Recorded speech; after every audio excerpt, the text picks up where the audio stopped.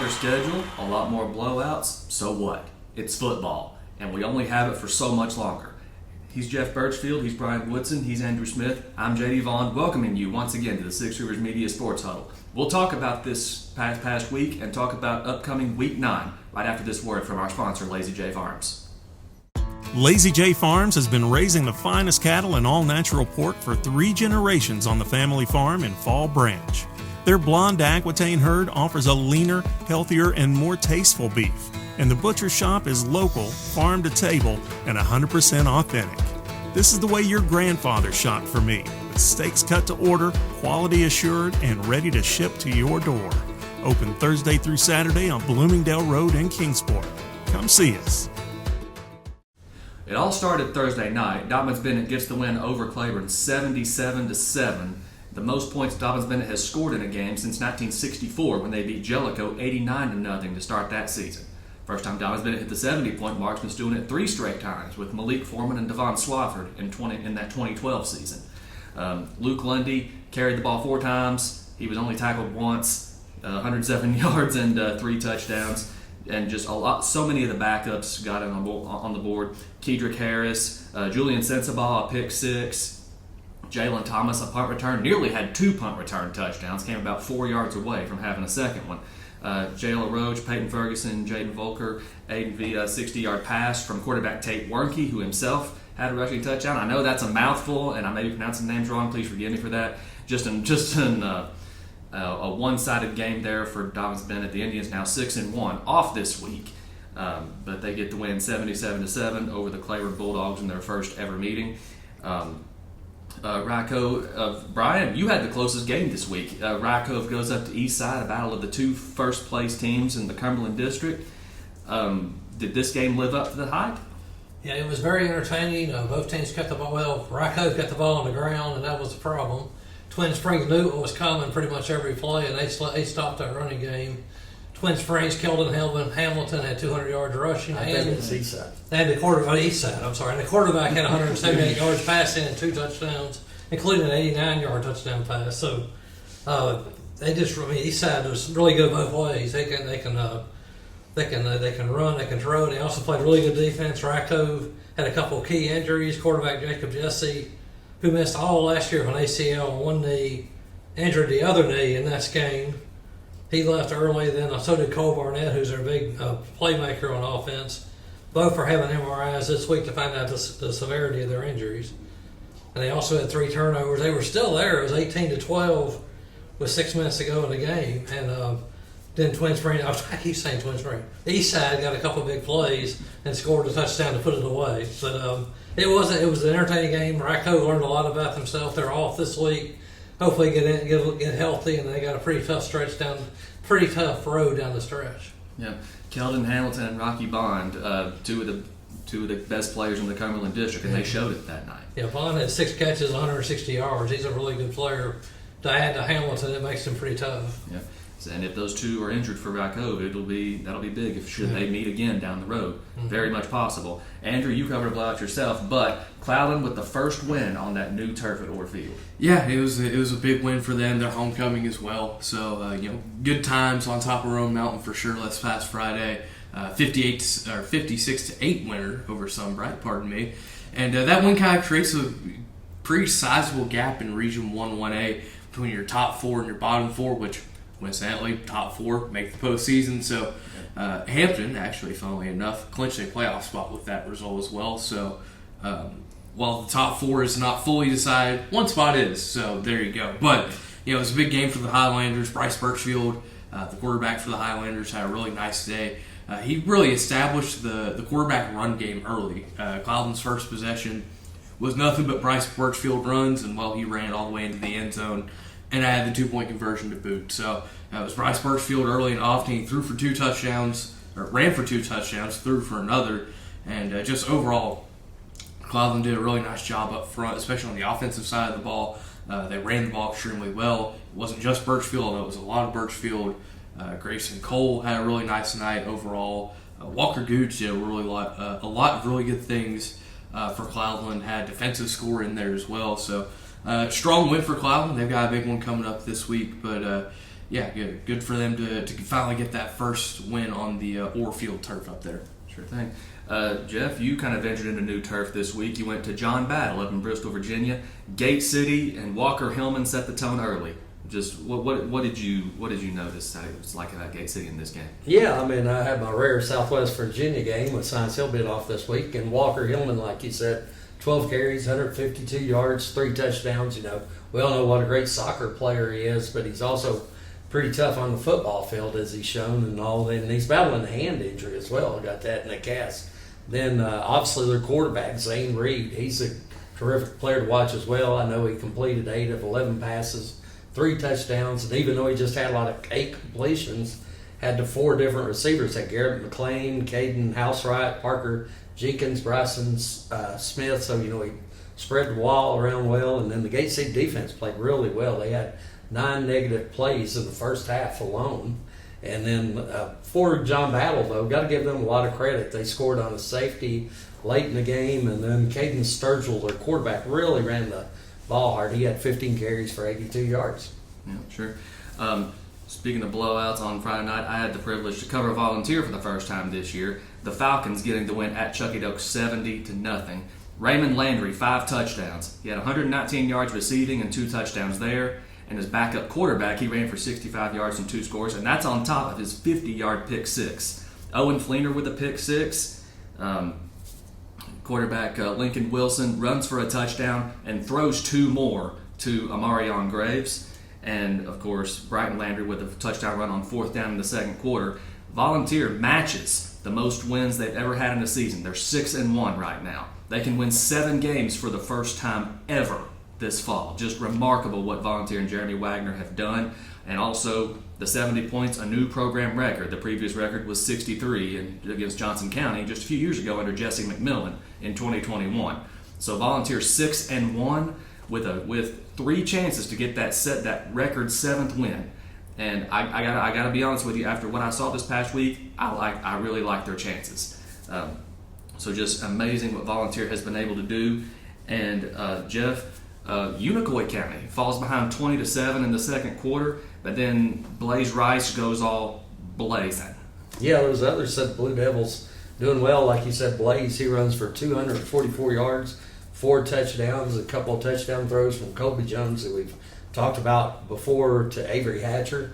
Drew Rice, congratulations. He tied Cap Isbell as Unicoi County's all-time winningest coach, and Drew's done a remarkable job. He's a Unicoi County alum, and since he's been there, Unicoi County had 416 yards of offense total. And then, like you said, they were down 20-7 early, and then come back and scored 35 unanswered points. So another impressive win for the Blue Devils. Sure thing. Andrew, speaking of impressive wins, Happy Valley, another shutout. That's 4 on the year, and the third time they've hit the 60-point mark, and this time they do it against a region opponent. Yeah, welcome to region play, Happy Valley. Finally, after starting the year with 7 straight non-conference games, finally a chance to get into region play at Cumberland Gap, and a big 65-0 win. You mentioned that 4th shutout. This defense has just been electric all year long. Turn the ball over, tackles for loss. It seems like they come in bunches for this group, and that happened again this week. And obviously, the 3-head monster you tend to think of with Happy Valley. Maybe add Tyler Bailey into that a little bit. Had 3 carries, but 2 of them were long touchdown runs for the Warriors there. Big night for him. Keelan Relford, 3 rushing scores as well. Just continuing to play his best ball down the stretch. And just overall very impressive win for Happy Valley.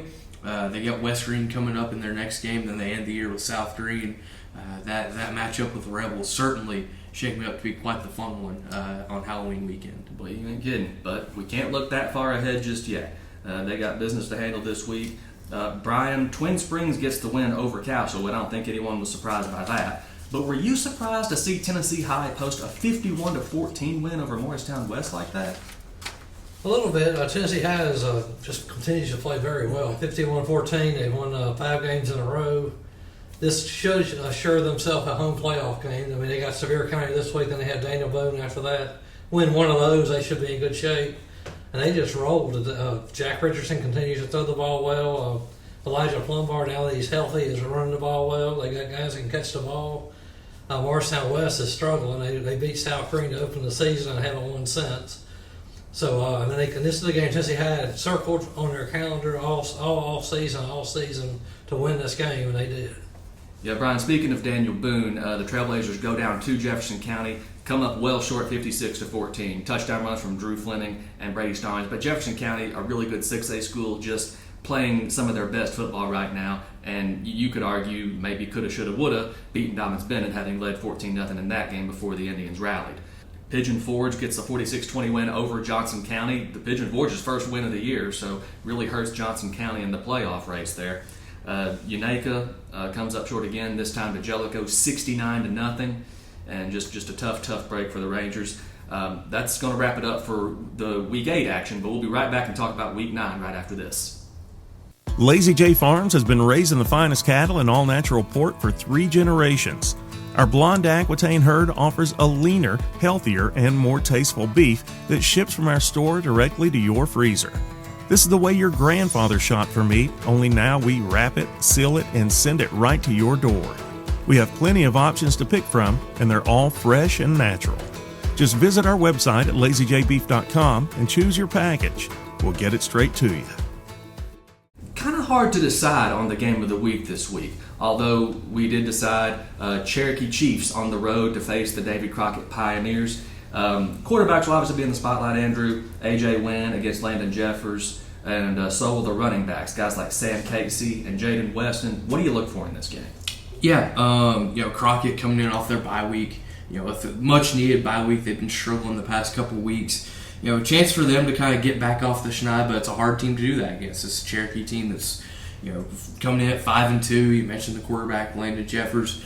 The development of their run game has been something that's been fascinating to me this season. Not that they couldn't run the ball last year, but my goodness, Jaden Weston has been fantastic this year for the Chiefs. So for me, I'm looking at Crockett and can they match the Cherokee physicality? I think back, I saw them a couple weeks ago against Gate City, and they struggled. They struggled against Gate City in their trench game.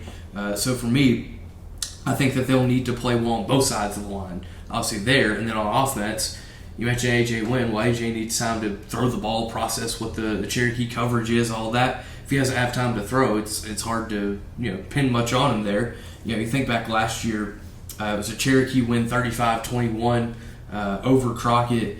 Two teams kind of coming in on opposite directions, but if you're Crockett, you're trying to build momentum for the Musket Bowl here in a couple weeks, and here's a great opportunity to do that. Yep, and it's also no secret who each team's top receiver is. Jackson Overstreet, the junior for David Crockett, Lofton Hayes, of course, for the Chiefs. So non-conference game, but should be a good game nonetheless in Jonesboro, Andrew. Another game, Brian, that catches my eye, East Side is once again playing for first place in the Cumberland District. This time they are on the road in Nicholsville at Twin Springs. Both teams 2-0 in the Cumberland. What are you looking for in this game? This should be interesting. Eastside had all their eggs in the basket to beat Rack Cove, and now they're playing Twin Springs, which is much improved over last season when they had so many injuries. This year they're playing really well. Clay Ross has been probably one of the best players in the area, throwing and running the ball. Julian Pascual has been a terrific running back all season. Isaiah Kaiser, one of the top freshmen in the area, he's played well on both sides of the ball. They come in, they've lost only 2 games, and both of those were close. And they're bigger than people think on the line. I mean, Eastside's big also. This could be determined there in the trenches. They just have to watch it. I mean, Eastside's so they can throw the ball and run the ball just like Twin Springs can. So this should be a little bigger, maybe a bit. I don't know if a bigger test, but a good test for Eastside because last week Racco really didn't have a whole lot of throwing options until late in the game. And Eastside might Twin Springs might throw the ball earlier in this game. But it should be a good game all the way down to the end. It's it's going to be fun for the fans. There'll be a big crowd there. Get there early because the East Side travels really well. Just be glad they're leaving their train horn at home. That thing is loud. And thank you, and good luck for both teams in this game. Yeah, the winner with a clear inside track to the Cumberland District Championship in this one. Jeff, Science Hill back in action this week with a non-conference game. They are on the road at, Maryville.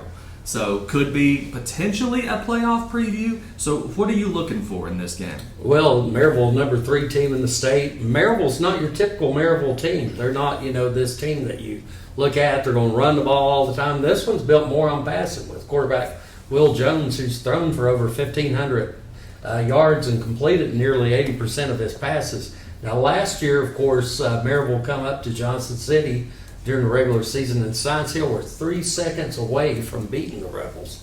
And also, then, Maryville scores a touchdown, and they get a safety on the last play to win 23-17. But Science Hill, good thing for them, they're back healthy. You've got all 3 running backs with Aiden Perry, Malik Anderson, and Ian Mathis. Of course, their quarterback, Lane Clement's been playing very well. He's completed 63% of his passes, got 1,163 yards, 12 touchdowns, 3 interceptions.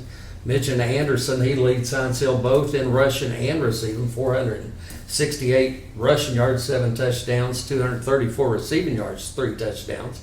Science Hill's also got some other guys that's been doing a good job catching the ball, including Branson Newberry and Marcus Jones. So, a little bit more of a balanced attack. I expect the Hilltoppers to put up a little bit of a fight down there at Maryville.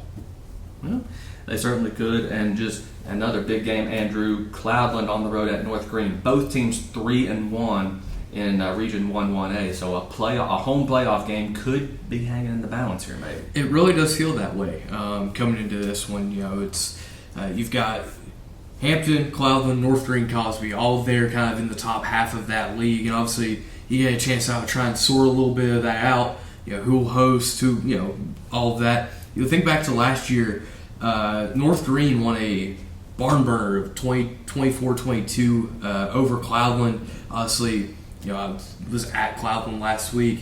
I'm standing there as Coach Zach Benfield's wrapping up his post-game speech. Their mind was already on this game. They are very focused in on trying to get revenge for last year, make sure a playoff game comes back to Orfield, which there wasn't last year. That to me, the big key in this game will be the quarterback play.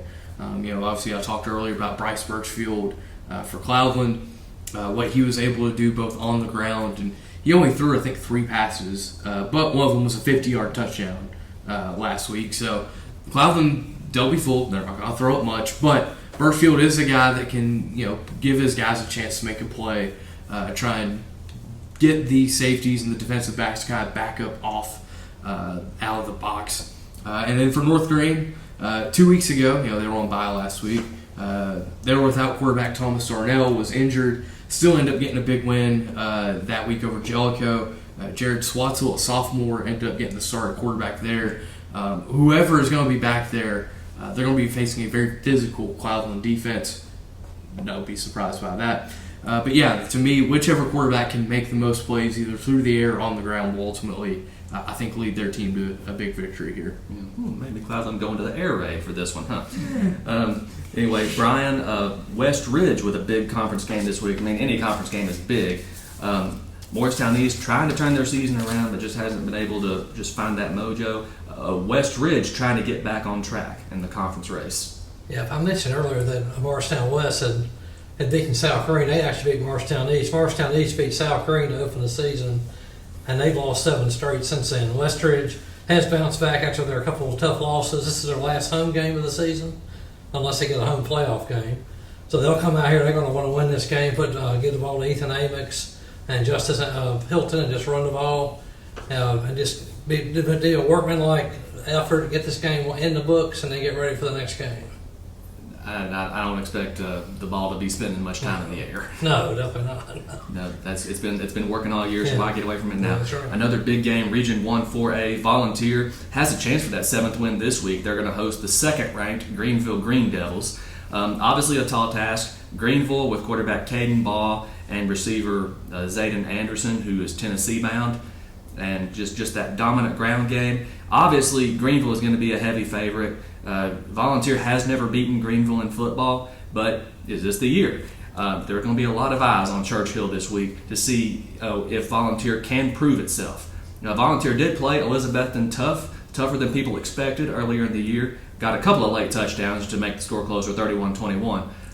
But Volunteer, they're going to come out hyped up for this game, as they should. Greenville with a chance to make a statement itself. So it's a statement game for both teams. Is Volunteer for real? Can they play with the big boys? And for Greenville, this is a chance to prove, hey, this is still our league. So just a statement game in Churchill for both of these teams. Speaking of statement games, Daniel Boone at Morristown West, Andrew, these two teams fighting for their playoff lives at this point. Yeah, they really are. You think, 1-16 versus 1-16, you might not think playoffs are on the line, but they are. 5 teams in that region, and Daniel Boone comes in at 1-1 in the region, West at 0-2. A Daniel Boone win, I believe, clinches that playoff spot for them because the other team in the league in Cott County, well, they already beat them. That's their one win. So a big chance here for Coach Jeremy Jenkins, for Drew Fleming, and the Trailblazers here. Get a little bit of revenge potentially. Morristown West won last year 38-0. So obviously that's very fresh on these returners' minds. Daniel Boone has not scored the past couple of seasons actually against Morristown West. They got shut out last year, shut out the year before that. So obviously a big key for them will be getting off to a quick start on offense, getting some confidence in that ground game with Drew Fleming, and putting some pressure on the Trojans to make some plays happen at Burke-Tony Stadium. Sure thing. Jeff, couple of games. Happy Valley is back home. They're hosting the West Green Buffaloes in region play. Unicoi County with a region game. They're on the road at Claiborne. Yeah, I had both of those games last year. Last year, Happy Valley rolled over West Green 38-0 down there in Mossheim. Gabe McDougal was actually hurt that game. He's out with an eye injury, so Lane Parker filled in, scored 3 touchdowns. Tyler Bailey had a touchdown run. This year, Happy Valley rolling. They're averaging 51 points a game, only 7 for their opponents. Like you mentioned earlier, that was their 4th shutout of the season last week. 3rd time they've scored over 60 points, and Bailey had 3 carries. 2 of those were touchdowns, 156 yards. Relaford had 120 yards and 3 touchdowns against Cumberland Gap. Happy Valley, really, Jason Jarrett's got that program rolling. They're 22-3 over the last 3 regular seasons. And then Unicoi County at Claiborne last year when they played, that was the first game back in Irwin after Hurricane Helene. And Unicoi County won that one 42-13. Now they're going to be headed down to New Tazewell. But last year, Kobe Jones, incredibly efficient. 20 of 22 passing, 221 yards, 4 touchdowns. And then this year, we've talked about the Blue Devils over and over. Really athletic team. We've talked so much about their offense, but their defense, Brady Simmons, he has 72 tackles this season. Really had a terrific season on the defensive side of the ball. The Blue Devils rolling. Sullivan East and their passing attack. Their Peyton Lingerfeld to Blue Prophet connection. They're going to go rolling into Elizabethton, still looking for that first win of the year. Elizabethton coming off a bye for freshman quarterback Bryson Blevins taking control of the offense, and of course, he's got some weapons around him. Guys like Zach Wallen, Jay Bird Wallen, Justice Wallen. So obviously, just with a heavy senior class like that, along with running backs like C.J. Mathis in the mix, guys like that and Jack Blevins, you're talking about guys who can help break in this new quarterback and make him more comfortable. Obviously, that was the case in his first start, the win at Granger, of course. So Blevins and the Cyclones, they're going to welcome Sullivan East for a big conference game this week. Speaking of conference games, Brian, Gate City at home against Lehigh. What do you look for in this one? Gate City will look to just keep rolling. Lehigh, last year, this was an incredible game. I went up there to it. It was one of my first games since I've been here, and it was 42-39. Gate City won. They were up 42-20 or something at halftime, and Lehigh just came out and started throwing the ball over the field, and it was really a thriller. It lasted 3 hours. It was a long, good, fun ball game, but Lehigh's lost a lot of those players at graduation, including the quarterback. So this year they've been struggling a little bit to get the wins, and Gate City's been playing pretty well. They want to keep going, and move on from the loss to Union. They did last week, and they want to do it again this week. They'll just put the ball in Walker Hillman's chest and let him run and throw the ball a little bit and play good defense. Nicky Omens has had a terrific year in the middle of the defensive line, and Eli Parsons has been a terrific linebacker for Gate City this season. Yep. Yeah, that Brennan Pendergraft air show. My God, we didn't realize what we had, did we? So Gate City at home, of course. Tennessee High on the road at defending state champion Sevier County. The Smoky Bears dropped a 33-31 game to Grace Christian this past week. Unaka on the road at Tri-Cities Christian. Providence Academy on the road at Providence Christian. The two schools not to be confused, as Providence Christian is in Murfreesboro. This is a conference game, of course, for the Knights, and a chance to get that first conference win as a TSSAA football member. That's going to wrap it up for Week 9 of the Sixers Media Sports Huddle. For Jeff, Brian, and Andrew, I'm JD Vaughn. Get out there and enjoy some football while we still got it. Lazy J Farms has been raising the finest cattle and all-natural pork for 3 generations on the family farm in Fall Branch. Their blonde Aquitaine herd offers a leaner, healthier, and more tasteful beef. And the butcher shop is local, farm to table, and 100% authentic. This is the way your grandfather shopped for me, with steaks cut to order, quality assured, and ready to ship to your door. Open Thursday through Saturday on Bloomingdale Road in Kingsport. Come see us.